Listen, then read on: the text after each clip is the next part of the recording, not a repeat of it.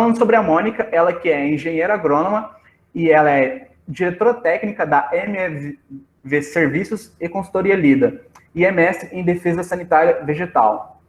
Eu passo a palavra para você, Mônica. Já está conectada?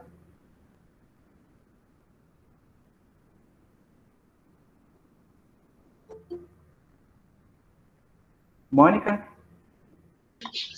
Eu estava aqui procurando meu microfone, estou conectada. Já posso compartilhar a tela, então, né? Isso, pode. Ok. Show. Tela inteira.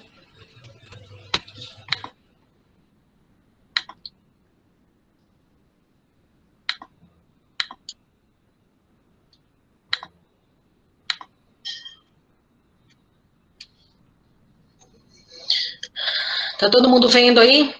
Tá tudo ok, Mônica. Tá tudo ok? Tá. Eu não sei se é melhor você desligar minha câmera. Eu vou desligar a minha. Se quiser, pode manter a sua. Tá bom, ok. Pessoal, boa noite. Como o Gabriel falou, meu nome é Mônica. Eu moro aqui em Petrolina, em Pernambuco, no Vale do São Francisco. Tá? Eu ia colocar alguma coisa sobre o Vale do São Francisco, mas a palestra ia ficar muito extensa. Então, eu me ative apenas ao tema qualidade e rastreabilidade de frutas. O que a gente sempre fala é que o mundo está cada vez mais urbano, né? E cada vez mais difícil fazer alimentos saudáveis chegar de forma acessível à mesa de milhões de cidadãos com condições econômicas, necessidades e preferências distintas. Para que vocês entendam um pouco, eu peguei esse mapa no site do Rabobank. Rabobank é um banco holandês, e todos os anos eles fazem o fluxo do comércio mundial de frutas, de grãos, de cereais, de café. Então, vocês podem ver para essas setas aí azuis e cor de laranja, que são as cores da Holanda, o fluxo que é feito hoje no comércio mundial de frutas. Em 2018 para cá não mudou muita coisa. O ranking dos principais exportadores de frutas, os Estados Unidos é líder, né, e o Brasil, ele aparece como 16º. E as 10 frutas mais comercializadas no mundo foi a banana, seguida do melão, da maçã, as uvas, as laranjas, as mangas, as tangerinas, as peras, os abacaxis e os pêssegos e as nectarinas. Bom, não dá para falar de alimentos sem falar de desperdício, né? Então, de acordo com a FAO, Organização das Nações Unidas da Alimentação e Agricultura, enquanto muitas pessoas passam fome no mundo, eles estimam que sejam 821 milhões de pessoas passando fome, 1/3 desses alimentos que nós produzimos são desperdiçados diariamente. Então, isso é uma das nossa triste realidade e é uma coisa que a gente precisa fazer alguma ação para mudar isso. E vocês que estão aí na universidade deveriam pensar muito e focar muito o trabalho de vocês em relação a evitar o desperdício de alimentos. O Brasil é um dos 10 países que mais desperdiça alimentos em todo o mundo. Então, segundo a própria FAO, cerca de 30% do que nós produzimos é jogado na fase pós-colheita. Bom, a gente vai conceituar um pouco para poder nivelar os conhecimentos, né? Porque eu acho que deve ter alunos de várias turmas, né? Não só formandos. Bom, existe uma grande diferença entre perda e desperdício. As palavras são muito parecidas, mas conceitualmente falando, elas são diferentes. A perda se dá, por exemplo, no campo, uma falta de adubação, quando a gente aplica algum agrotóxico de maneira errada, quando a gente manuseia pós-colheita, manipulando demais a fruta, quando as condições climáticas são desfavoráveis, quando chove, né, ou quando seca demais, falta água, quando tem ausência de tecnologia, o produtor não tem acesso a tanta tecnologia. E o nosso grande problema é o transporte e a logística, que é muito inadequado. Hoje, a maioria dos transportes são feitos por rodovias, e as rodovias, ainda nós temos muito problema de qualidade de rodovias esburacadas, os acessos muito ruins, né, e isso acaba prejudicando, até porque as embalagens usadas atualmente são muito ineficientes na conservação do alimento.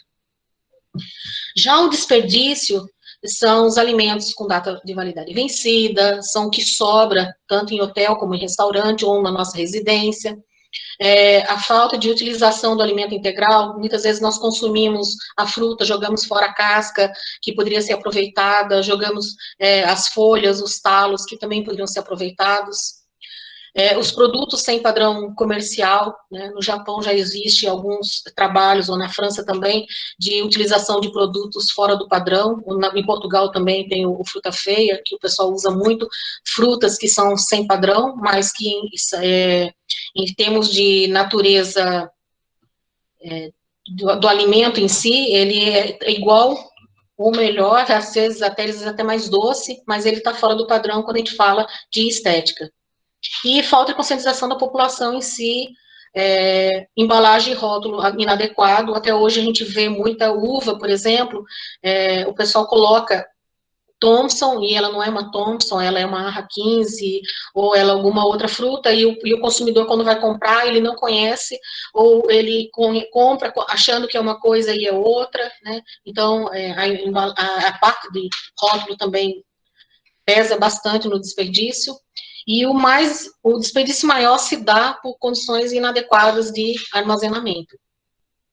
Bom, a colheita, eu acho que todo mundo sabe o que é nada mais do que eu ir lá, numa ação deliberada, separar o produto, né, no caso a fruta, do seu pé, da sua origem, com a intenção de utilizar para consumi-lo. O pós-colheita é todos os eventos que acontecem depois que eu colhi aquela fruta, até que eu consuma, ou o consumidor final consuma na casa dele, quando eu comercializo esse produto. Bom, quais são as 4 medidas para a qualidade de frutas e vegetais melhorar em toda a cadeia? Eu tenho que ter uma visão de toda a cadeia, primeiro. Eu tenho que começar com a segurança de alimentos como base para a qualidade. Eu tenho que garantir o monitoramento de qualidade, assegurar o sabor e a qualidade das frutas e dos vegetais. Bom, e o que é perda pós-colheita? Segundo Vilela, ele fala que todas as alterações que ocorrem no produto após a colheita, que deprecia a qualidade e impede seu consumo. Tudo isso é perda. A gente pode classificar as perdas quanto ao tipo. São perdas qualitativas e perdas quantitativas. A qualitativa é aquela vinculada a sabor, aroma, deterioração da textura, aparência, valor nutricional, né? E a perda quantitativa é a perda de peso mesmo. Ele murcha, ele perde água, e aí ele perde quantitativamente falando. Em relação às causas, eu tenho as causas intrínsecas e as causas extrínsecas. As intrínsecas do fruto é a respiração, o amadurecimento, a senescência, o brotamento e a transpiração. E as extrínsecas são os danos mecânicos, geralmente ou na manipulação, na colheita, ou no embalamento, ou no transporte, ou na própria exposição da fruta na gôndola do supermercado. As doenças e pragas, que elas podem já estar presentes ou podem ser algum fungo secundário que venha aparecer. A temperatura, a umidade relativa, o etileno e as contaminações.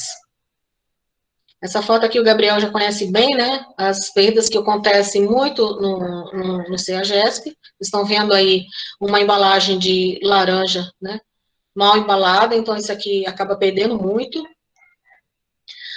10% de todo desperdício ocorre na colheita ainda, então algumas regiões ainda o transporte da fruta é feito nas costas até a carreta, e em alguns países, e agora está começando no Brasil, esse teleféricozinho que transporta as frutas e causam menos danos. Então, há necessidade de investimentos em técnicas e treinamentos para ter retornos de curto, médio e longo prazo.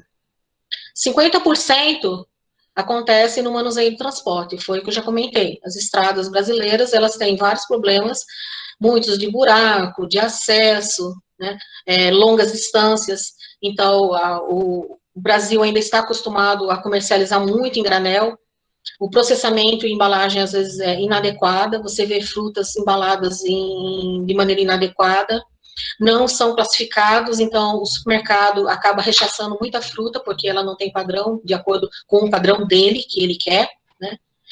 E o sistema de transporte e distribuição são deficientes quando a gente fala, por exemplo, em relação à exportação, né? Nós temos os portos aqui, mas nem todos os portos estão preparados para distribuição ou para recepção de frutas e armazenamento de frutas, porque muitos deles não têm a cadeia de frio. Então, existe a necessidade de investimento em transporte, infraestrutura e logística. 30% das perdas ocorrem nas centrais de abastecimento, né? Então, a mesma coisa, os sistemas são ineficientes, o atacado e varejo, o consumidor ainda tem aquilo de apertar a fruta quando vai ver se a fruta está boa, ou de abrir embalagem, ou de degustar a fruta, então ele acaba mexendo, manipulando muito a fruta e acaba estragando bastante. E também a deficiência gerencial e administrativa dos centros atacadistas, porque às vezes demora para receber, ou a pessoa que está comprando demora para descarregar, e ainda bem que esse tipo de entrega hoje está acabando bastante. Hoje a gente vê muito pessoal entregando em contentores grandes, paletizados, então isso ajuda bastante no carrego e no descarrego, e também evita bastante as perdas, né? Então, para isso, há necessidade de planejamento adequado, de gestão, classificação, rotulagem e, acima de tudo, a própria conscientização de nós mesmos que somos consumidores, né? Então, 10% dessa perda acontece no supermercado e no consumidor. Por quê? Porque o supermercado empilha os produtos nas gôndolas, né? E o produtor tem todo o trabalho de classificar, de colocar numa caixa, de embalar, entregar no supermercado, e aí chega no supermercado, o supermercado vai, despeja, né, nas gôndolas, porque o consumidor está acostumado a ver aquelas pilhas enormes de frutas sendo expostas no supermercado. Bom, para reduzir essas perdas, o que nós precisamos fazer? Primeiro, nós precisamos identificar que tipo de perda nós temos, diagnosticar se aquela perda é causada por um fungo, por uma praga, ou se for um manejo inadequado, conhecer a fisiologia do vegetal, conhecer e entender a cadeia, conhecer as tecnologias e precisamos propor soluções compatíveis com todo esse contexto. Então, quando a gente fala conhecer a fisiologia do vegetal, é muito importante que eu entenda com qual tipo de fruta que eu estou lidando, para eu poder armazená-la e transportá-la da maneira mais adequada. Existem frutas que precisam ser refrigeradas, e tem frutas que aguentam mais tempo sem refrigeração, né? Então, tem a parte da respiração também, né? Isso aqui eu só coloquei para lembrar que as plantas são seres que fazem fotossíntese, né? São seres vivos. Eles transformam a energia solar, o gás carbônico e a água em glicose, e essa glicose é utilizada como fonte de energia para todas as partes da planta. A respiração, ela se dá através da utilização desses compostos obtidos do processo da fotossíntese para a obtenção de energia. Bom, voltando um pouquinho à história da pós-colheita, eu entrei nessa história de respiração porque, conceitualmente falando, nós temos dois tipos de frutos. Os frutos climatéricos e os não climatéricos. Os climatéricos, eles apresentam, logo após o início da maturação, uma intensidade respiratória muito grande. Então, ele começa a amadurecer. E para retardar essa maturação e esse envelhecimento, que nós colhemos ainda nem seria vez, até tá errado aí, seria mais ou menos o que a gente chama de vez, ela já está num ponto que a gente sabe que a partir daquele ponto eu posso colher e ela vai amadurecer. Hoje, por exemplo, a gente vê muitos problemas com abacate. As pessoas não sabem qual é o ponto de maturação dela, mesmo ela sendo colhida de vez, ela tem que ter o ponto ideal para ser colhida, porque se ela não tiver naquele ponto ideal, apesar dela ser climatérica, ela não vai amadurecer. Em relação à goiaba, eu coloquei aqui, né? A goiaba, ela é considerada um fruto climatérico, mas existe algumas variedades, como a Pedro Sato, por exemplo, que ela não tem essa mesma característica climatérica das outras variedades de goiaba. Ou seja, se ela não estiver realmente madura, ela não amadurece adequadamente como ela deveria. Ela é uma goiaba, mas ela é um processo um pouco diferente das goiabas tradicionais. Os frutos não climatéricos, eles necessitam de um longo período para completar o processo de amadurecimento, mais lento nesse caso dos produtos, e eles devem permanecer na planta até que elas atingirem seu amadurecimento. Por quê? Se eu colher, por exemplo, um morango verde, ele não vai amadurecer mais. Uma uva verde, ela não vai amadurecer mais. Uma laranja, uma tangerina, um limão, também não amadurece mais. Né? Então, muita gente acha, esse morango tá bonito, tá um pouco esverdeado, mas eu vou levar para casa que ele vai terminar de amadurecer. Ele não vai amadurecer. Ele vai murchar, ele vai ensenecer e ele não vai amadurecer. Né? Bom, ainda tem muita informação ainda, né? Então, só voltando um pouquinho, a gente falou de frutos climatéricos e não climatéricos, tá? Só que alguns pesquisadores, como a doutora Ilana Urbana Brown, que é do IAC, e o Ângelo Pedro, que é professor da Exalc, eles conceituam que isso é um conceito que pode estar em extinção. Por quê?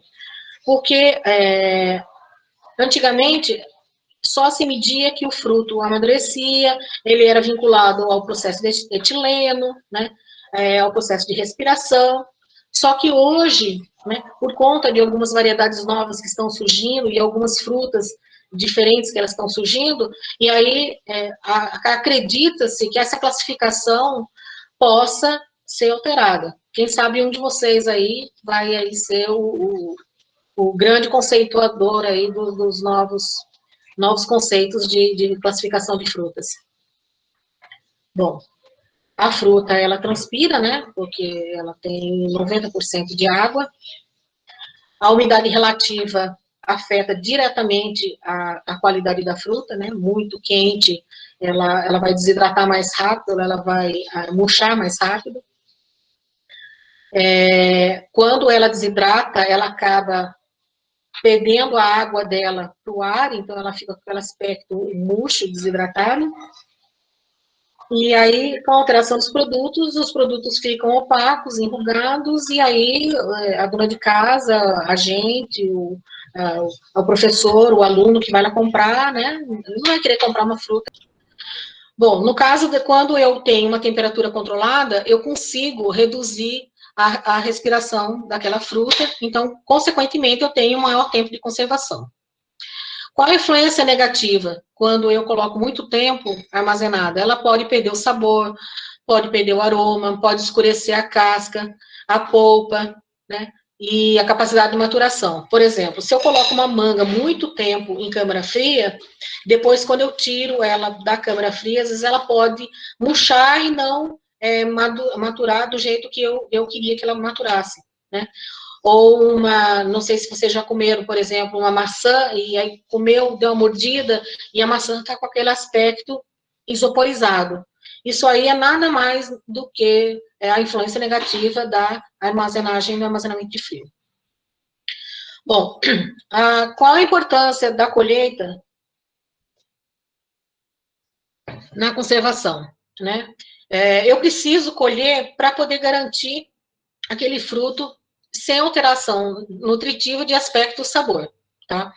Então, lembra quando eu falei para vocês, para cada 1 hora que eu demoro para colocar uma uva na câmara fria, é 1 dia de prateleira que eu perco, junto com isso também a fruta pode perder um pouquinho da sua turgência. Então, perdendo a turgidez dela, ela fica mais molenga, né? Então, o ideal é que eu faça da maneira mais rápida e ideal possível. Bom, eu sempre coloco nas minhas apresentações a diferença entre segurança de alimentos e segurança alimentar. Já teve até uma briga dentro de um grupo de WhatsApp, porque eu conceitualmente fiz um parecer para um colega do grupo que eu disse para ele, falei, olha, eu eu também falava errado de segurança de alimentos e segurança alimentar. Mas nós, como profissionais, a gente tem que saber qual é a diferença entre esses dois termos, né? A diferença é muito importante. Segurança de alimento vem da palavra americana, que é food safety, né? Que é a prática de medidas que garantem a qualidade do alimento, da produção, até chegar na mesa. Bom, a segurança alimentar vem de food security, ou seja, ele trabalha para garantir que o cidadão tenha acesso a uma alimentação de qualidade. As palavras são parecidas, mas são diferentes, mas são complementares. Então, eu vou repetir novamente de uma outra forma para vocês. Na ISO 22000, a definição de segurança de alimento é exposta num item lá, que é o segurança de alimentos, que é o 3.21, que garantia de que o alimento não causará efeitos adversos à saúde do consumidor quando for preparado ou consumido de acordo com o uso pretendido. Isso, gente, é segurança de alimentos, tá? E quando a gente fala de segurança de alimentos, a gente está falando de qualidade do produto, tá? É aquilo que eu estou disponibilizando no mercado para que ele seja consumido. E para garantir a qualidade, deve haver aquela contribuição de toda a cadeia produtiva, desde a colheita, da chegada da matéria-prima, até o final, quando vai efetivamente na nossa casa, que a gente abre a geladeira e vai consumir. Tá? Deixa eu ver aqui. Peraí, que agora eu que fiz errado aqui. Bom. Então, a diferença entre segurança de alimentos e segurança alimentar, para que não se confunda, vou repetir pela terceira vez.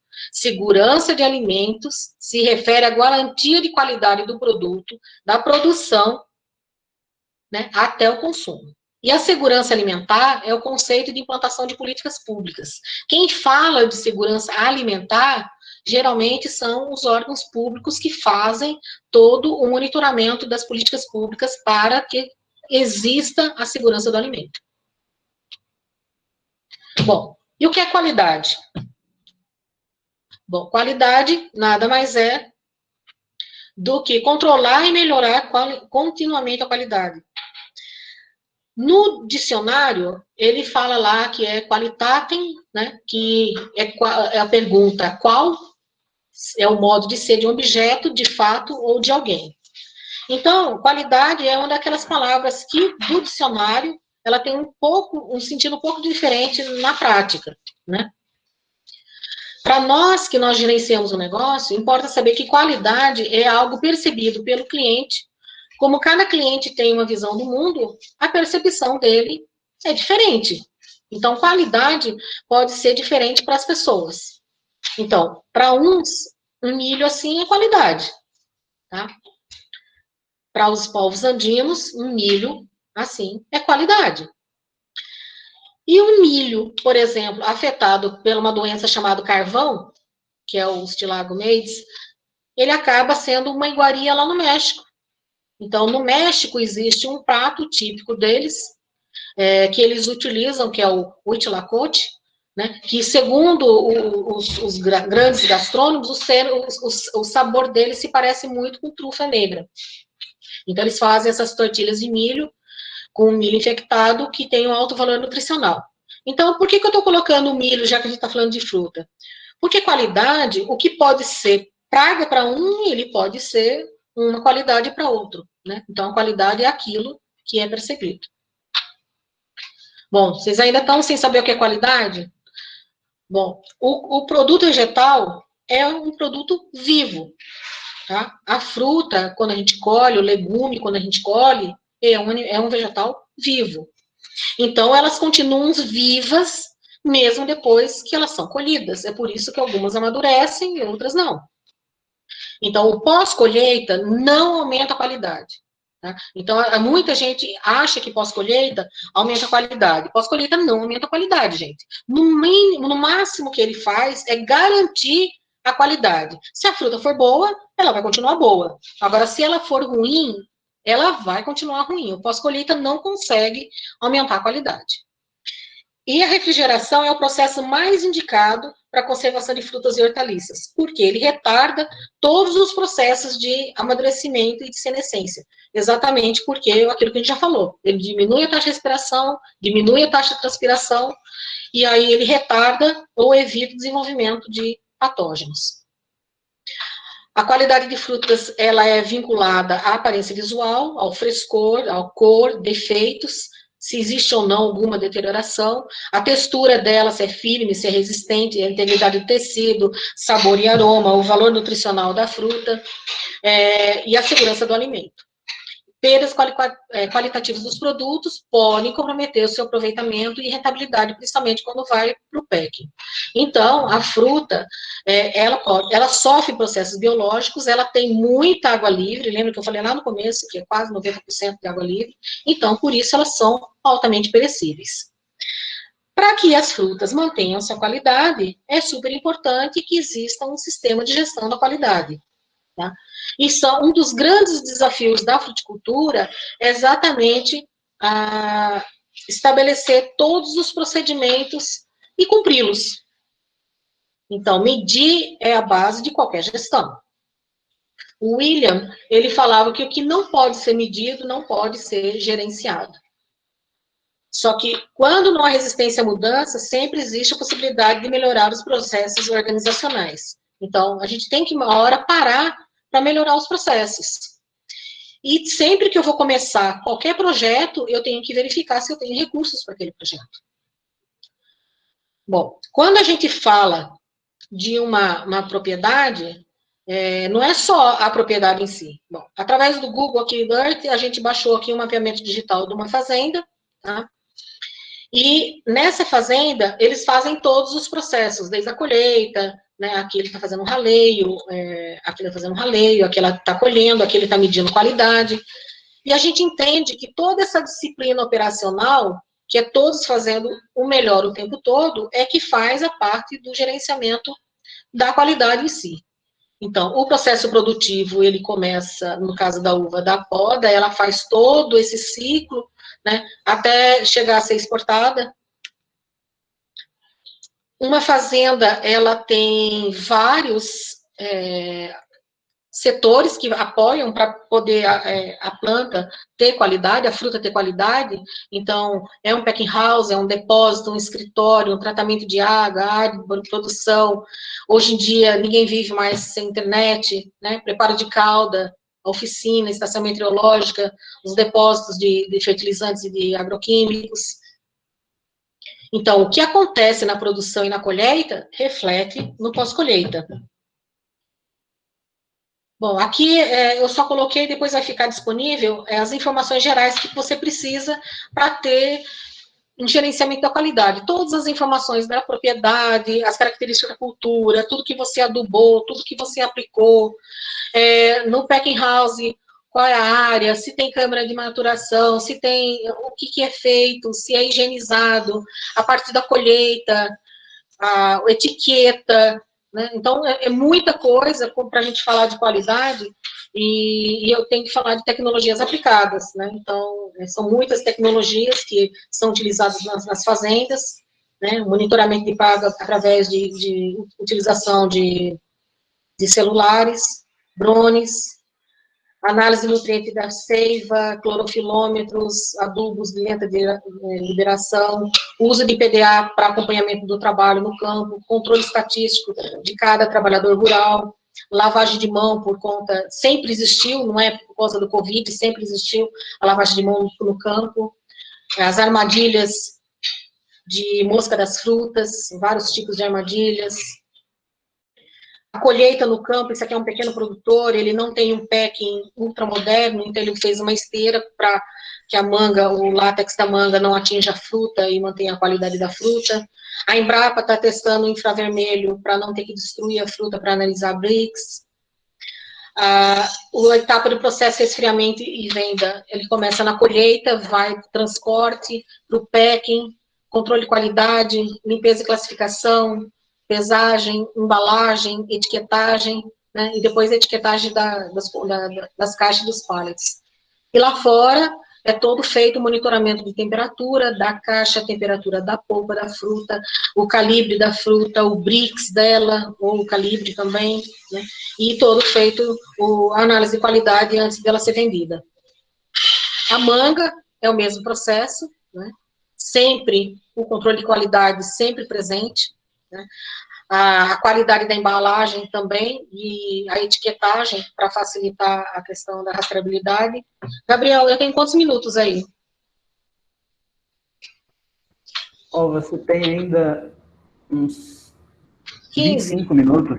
Ah, tá, ok. Aqui a recepção da fruta lá na Europa, eu tive a oportunidade de passar 5 anos na Holanda fazendo a recepção de fruta e qualidade. Então, aqui é para ver o penetrômetro, para ver a firmeza da polpa. Aqui a gente está medindo o Brix. Aqui está vendo se a classificação está perfeita, né? Então, os termógrafos de temperatura também são colocados dentro das caixas. Os supermercados hoje, isso aí é na Alemanha, eles usam muito disso para informar para o produtor, para o consumidor, que a fruta, estando verde, ela vai amadurecer e ela vai chegar a esse ponto, porque nem sempre o supermercado consegue receber ela no ponto de consumo final, que é para as pessoas entenderem. Isso também já está acontecendo aqui no Brasil. Então, isso aí são vários tipos de termógrafos para ver a temperatura da fruta. As redes que compram as nossas frutas lá fora, ou que distribuem a nossa fruta lá fora. E a parte de rastreabilidade, hoje, as fazendas estão usando muito esse tipo de equipamento. Ele tem um sensor aqui, que ele lê o código de barra das caixas, né, das etiquetas, e aí, através disso, ele faz um controle de tudo que entrou no estoque depois que ele foi colhido e embalado, né? Então, ele recebe, resfria, num túnel de resfriamento, armazena e depois despacha essa fruta. Depois que ela é despachada a viagem marítima, ela chega no porto, aqui é o Porto de Rotterdam, ela é feita a inspeção federal lá na Europa, e depois é feito o controle de qualidade por uma empresa terceirizada, para depois ir para o supermercado. Ou seja, são várias checagens que o pessoal faz da qualidade da fruta antes de comercializar. No caso do mercado interno, esse aqui eu vou passar mais rápido, porque o Gabriel vai falar sobre isso. Tem uma instrução normativa conjunta, né, que é a 02/2018, que é junto. Só uma parte, Mônica. Eu não vou falar não, porque eu ouvi que você ia falar, até tirei. Não pode falar. Tá bom. Então, essa instrução normativa, ela estabelece a obrigatoriedade da adoção de procedimentos de rastreabilidade ao longo da cadeia produtiva, tá? Para fins de monitoramento de resíduo de agrotóxico. E, bom, para que isso seja feito, é necessário que exista uma gestão de pessoas para que as pessoas possam fazer esse monitoramento de rastreabilidade. Por que eu voltei isso aí? Porque não adianta eu ter leis se eu não tiver pessoas que façam isso. E para se fazer isso, é muito importante que se haja um respeito muito grande pelo que o produtor rural faz. Hoje a gente vê pequenos produtores com uma dificuldade enorme de fazer rastreabilidade, né? De valorizar o seu produto, ele não tem um network, ele falta treinamento, né? Então a gente fala que o rastreamento ele é até o final ou até o início. O final é quando eu estou no começo aqui e vou até a rede do supermercado. E o início é quando eu estou no supermercado e eu quero saber de onde foi que veio essa fruta. Nada mais a instrução normativa, ela quer fazer isso. Ela quer rastrear aquilo que foi produzido. Quem produziu? Né? Então, o produtor, quem embalou, processou, o distribuidor exportador, foi para varejo e foi para o consumidor. Então, a ida e a volta. Eu tenho que ter controle disso tudo. Tá? Então, existem vários desenhinhos que fizeram aí, né, que é a mesma coisa, origem, transporte, canal de distribuição e o consumidor. Para que eu consiga fazer rastreabilidade, é necessário que eu tenha um formulário e que eu faça um levantamento de todas as informações de pré e pós-colheita da fruta, da propriedade, da cultura e tudo que foi utilizado. Bom, a rastreabilidade nada mais é que as boas práticas agrícolas, a identificação do lote, o caderno de campo, que é aquilo que eu falei, é o que adubou, o que aplicou, o que ele fez, a nota fiscal ou um documento correspondente e os rótulos nas embalagens. A rastreabilidade nada mais é que a habilidade de descrever a história.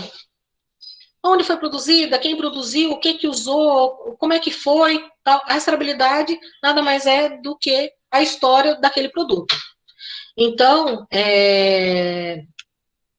a rotulagem é o caminho mais fácil para garantir rastreabilidade. Por quê? Se eu não tiver um rótulo, eu não tenho como rastrear aquele produto. Então, grosseiramente falando, o rótulo nada mais é que a placa do carro. Né?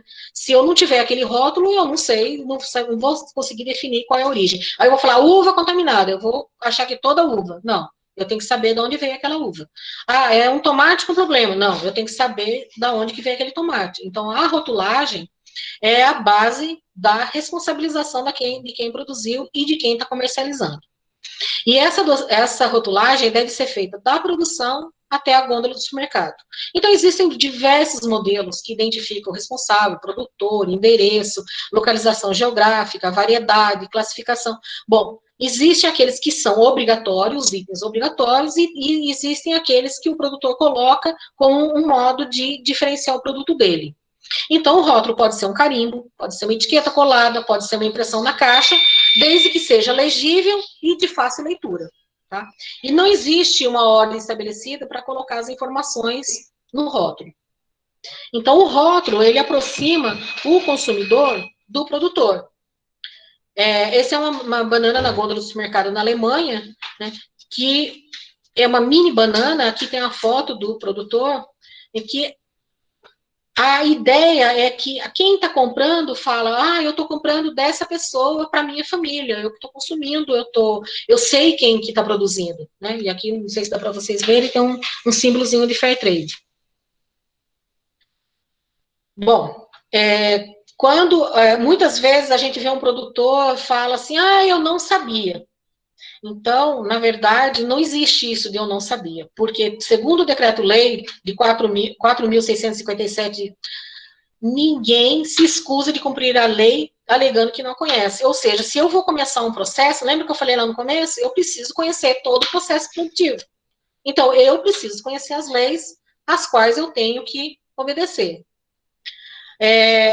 A padronização de embalagem de frutas e hortaliças ainda não é lei completamente estabelecida, mas é um caminho que o Gabriel está fazendo um trabalho excelente lá no CEAGESP, né, de tentar identificar, rastrear, de exigir que aquilo que está sendo recebido tenha rastreabilidade.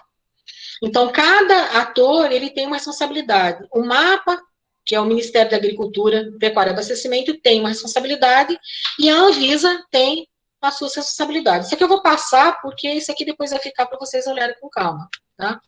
Então, a gestão de monitoramento de registros é super importante. Você pode fazer num pedaço de papel, manuscrito, pode fazer no computador, pode fazer com código de barras, não importa, desde que você consiga entender aquilo que você está gerando.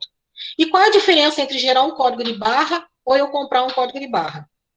Existe um programa que gera código de barra, que ele cria um código de barra para o produtor, só que você não pode criar o seu próprio código de barra. Se você quiser um código de barra que identifique em qualquer parte do Brasil e do mundo, você tem que comprar um código exclusivo que é fornecido no Brasil pela GS1, tá? Então, a GS1 hoje é uma organização que ele congrega vários produtores, vários setores, medicamentos, roupas, alimentos, e ele dá lá como se fosse o RG daquele produto. Essa aqui é uma iniciativa do PMA nos Estados Unidos. Lá eles estão agora, foi o último modelo que eles fizeram agora, que é obrigatório, nos Estados Unidos é obrigatório que seja desse jeito, dessa forma, nesse formato. É uma coisa que não existe no Brasil ainda, mas para quem vai exportar para os Estados Unidos, ele tem que seguir esse modelo. Bom, e como é que nós estamos? O problema é que um problema na cadeia produtiva é um problema para todos. Eu não posso ser o elo mais fraco da corrente porque eu não consigo fazer rastreabilidade, né? Ou porque eu não sem rastreabilidade eu não consigo saber o que eu tenho de resíduo de agrotóxicos.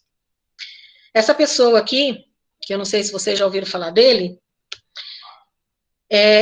o nome dele é esse aí, Philippus Aurelius Theophrastus Bombastus, né? Ele era um alquimista, médico e astrólogo suíço, que era mais conhecido como Paracelso. Ele falava que todas as substâncias são venenos, que não existe nada que não seja veneno, somente a dose correta diferencia o veneno do remédio.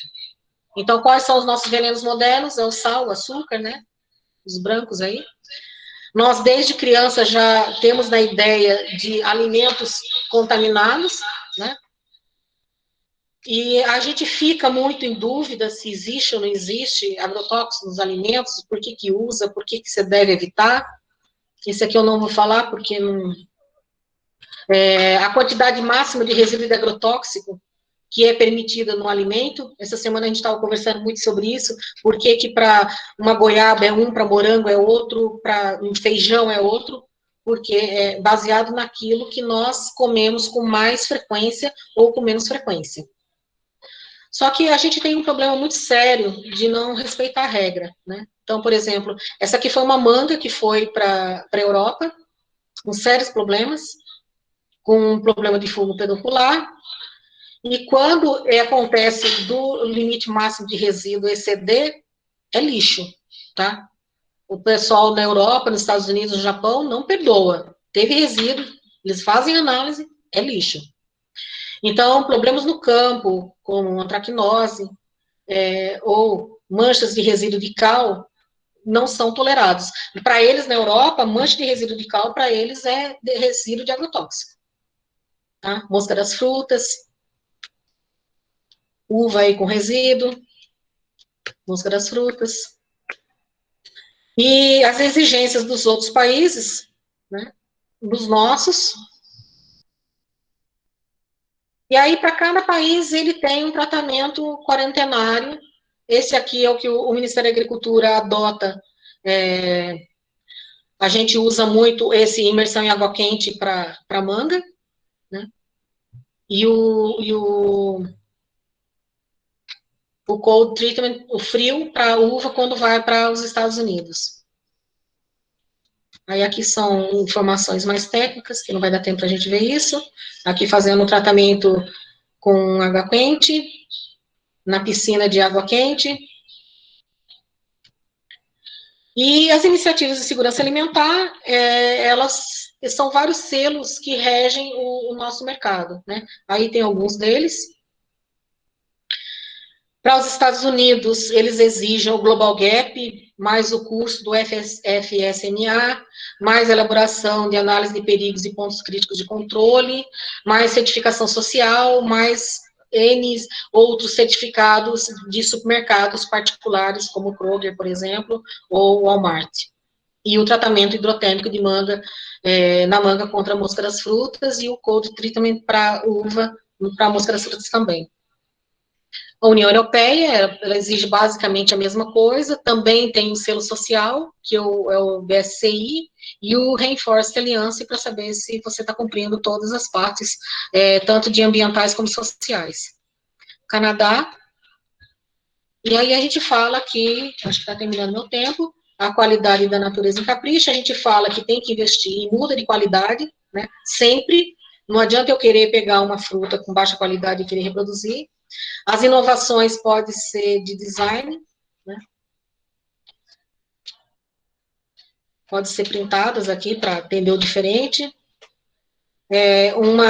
Isso aqui é uma onda que está começando a acontecer, que é a impressão direta, a laser, na fruta, para eliminar a etiqueta. Essa aqui foi do ano passado na Alemanha, eu fui numa feira lá e o pessoal já está usando muito isso para identificar os produtos orgânicos com marcação a laser, pensando no meio ambiente para eliminar as etiquetas.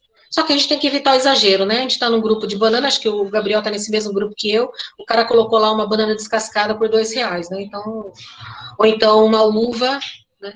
como essa aí sendo vendida a preço Brasil, em reais, uns R$ 30. Não faz sentido você comprar uma uva dessa, sendo que você pode comprar uma com buco inteiro.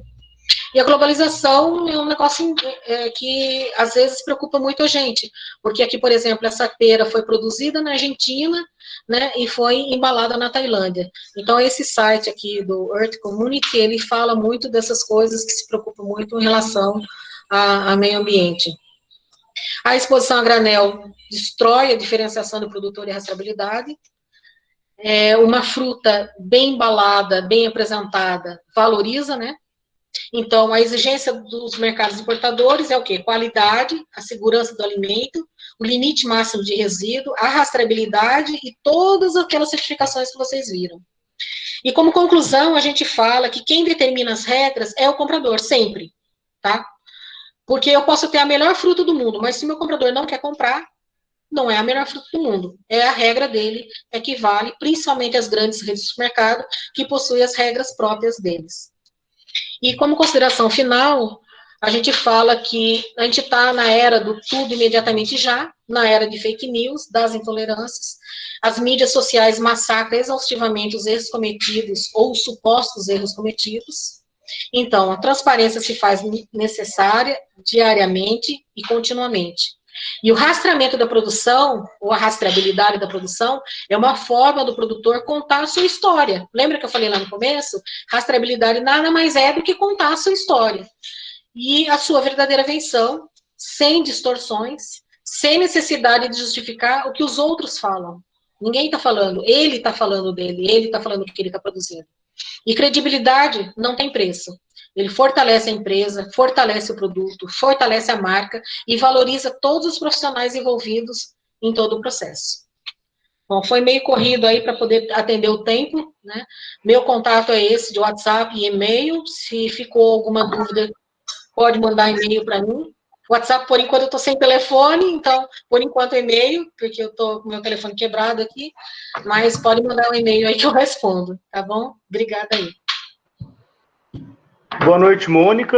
Antes da gente iniciar com as perguntas, falaram no chat aqui sobre a disponibilização da gravação da palestra. Ela vai ser disponibilizada no YouTube depois do evento, ou seja, quando o evento acabar, a gente vai disponibilizar elas. Em relação às perguntas, Mônica, o Walter perguntou se o transporte rodoviário poderia ser substituído por outro mais viável. Como é que é? Desculpa, não entendi. Se o transporte rodoviário poderia ser substituído por outro mais viável. Então, poderia sim. Transporte aéreo, por exemplo. Mas o problema ainda no Brasil são custos, né? Além de que nem todo aeroporto ele tem as condições de fazer a exportação de frutas. Então, por exemplo, eu presenciei uma exportação de mamão saindo do Rio Grande do Norte, saiu de carga terrestre para o porto no Rio de Janeiro para ir aéreo, porque o aeroporto de Natal não tinha condições de fazer embarque aéreo dessa fruta. Existe sim, mas por enquanto a gente ainda tem alguns problemas. Aqui em Petrolina, o nosso aeroporto, para quem vier aqui e tiver a oportunidade de conhecer, a gente tem câmaras frias e capacidade de envio e recepção, mas não são todos os aeroportos que fazem isso. A Ana Júlia, ela perguntou, Mônica, no caso da pinha, aconteceria o mesmo que o morango? Eu gostaria que a Ana Júlia pudesse posicionar melhor a pergunta dela, que acho que foi no meio da palestra. Mas eu acho que eu entendi. A pinha é porque a pinha ela consegue, se ela tiver com aqueles alvéolos dela bem aberto, ela amadurece, tá? Agora, se ela tiver bem fechada, você não adianta colher que ela não vai amadurecer, tá? Porque às vezes você tem a pinha ela é formada daqueles gominhos, né?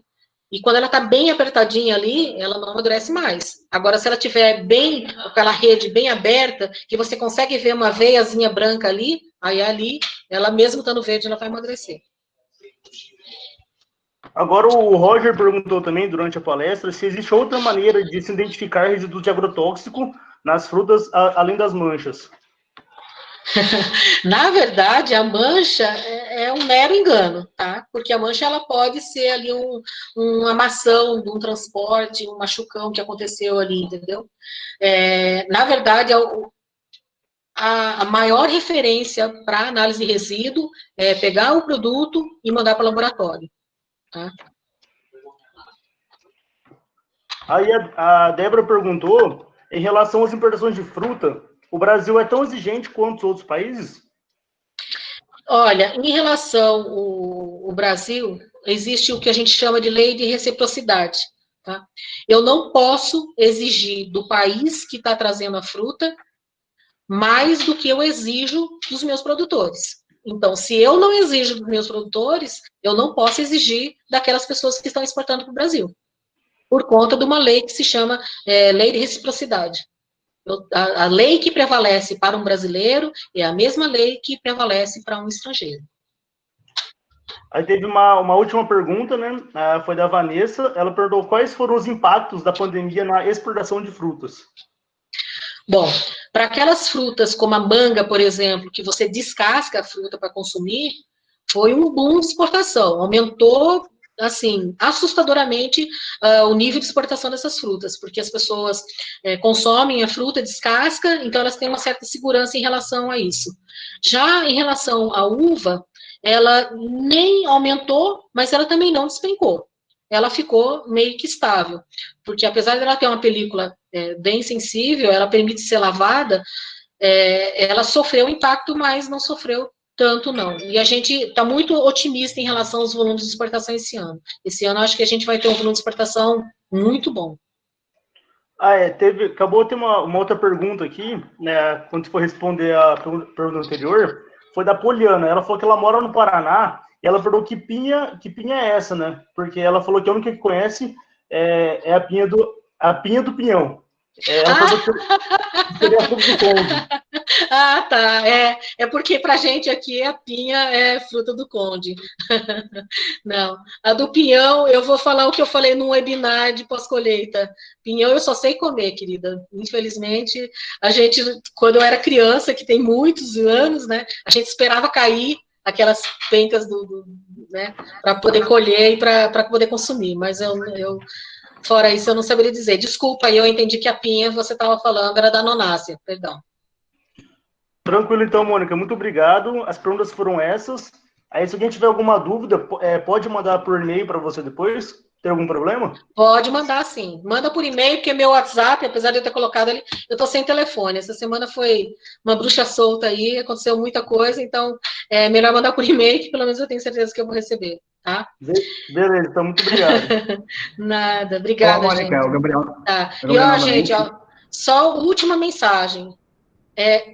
Pós-colheita não melhora a qualidade de fruta, tá? Pós-colheita não melhora a qualidade de fruta. Se a fruta for boa, ela vai continuar boa. Se ela for ruim, ela vai continuar a ser ruim. O que pode acontecer é eu pegar uma uva muito boa e deixar ela muito ruim, porque eu amasso ou estrago ela no pé. Tá bom? Só isso mesmo. Ok, Mônica, muito obrigado. Em nome do Pet Agro, a gente agradece o seu tempo e seu conhecimento compartilhado aqui com a gente. Foi de grande valia para todo mundo que está aqui assistindo. Acho que todo mundo gostou. Meus parabéns mesmo. Em nome do Pet Agro, a gente agradece muito a sua presença aqui. Tá, muito obrigada. E precisando, a gente está por aqui, tá certo? E quando vier aqui no Vale de São Francisco, não deixe de consumir aqui as uvas sem sementes e as mangas sem fibras. E os vinhos espumantes, tá bom? Obrigado, Mônica. Ok. E, pessoal,